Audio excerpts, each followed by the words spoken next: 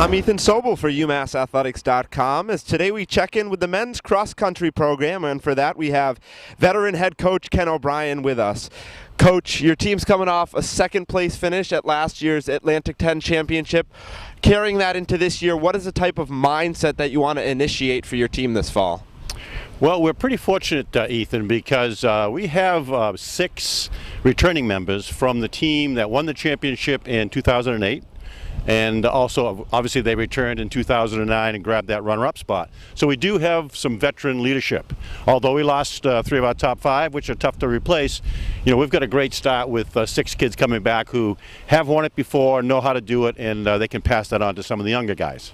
Now, you talked a little bit about the team makeup. You did lose a few seniors to graduation, some really good ones, including John Pierce, Nikolai Naranjo, Andrew McCann, just to name a few. But you added 5 fabulous freshmen. So talk a little bit about what the team makeup is going to be like this fall.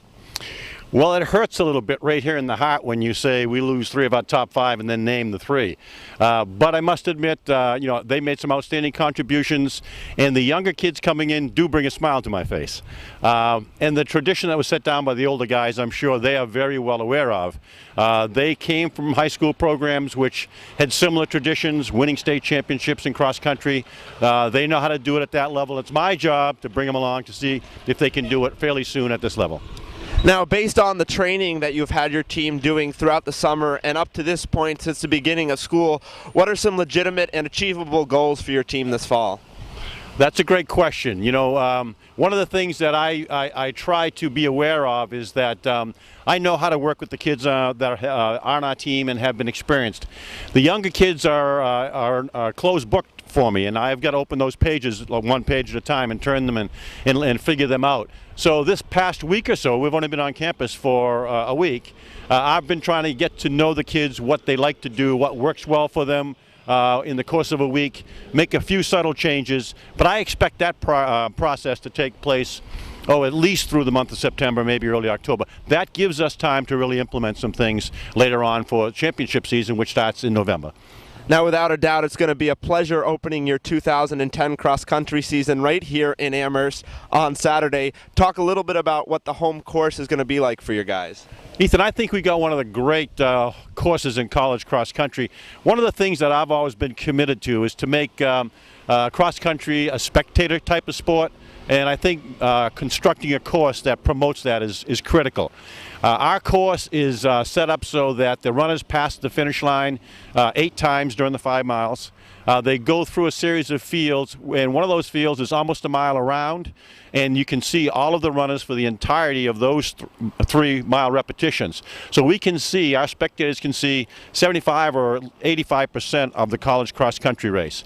The course is a little unique. It's not extremely difficult. It's very fair, and it doesn't have a major advantage like secret hills at the end and that type of thing that you can be prepared for, but other teams can't be. It basically draws its strength from the fact that it's more like European cross-country. In the U.S., we run on golf courses a lot, which are pretty well mowed and taken care of. European cross-country takes place in fields. And this particular set of fields that we have has been donated during the course of our cross-country season for use by the Department of Veterinary and Animal Sciences, along with the Dakin property and the Kestrel Trail, which is a nature field, so that the course is a little bit rough footing.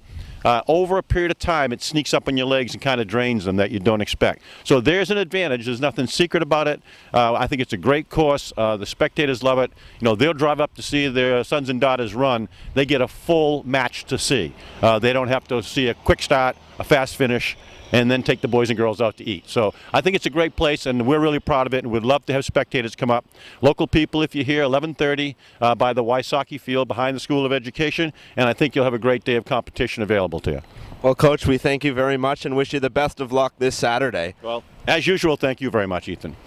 That was head coach of the men's cross-country team, Ken O'Brien. As he said, this Saturday, 11 a.m. and 11:30 for the men and women's cross-country, the men opening their season in Amherst on Saturday. I'm Ethan Sobel for UMassAthletics.com.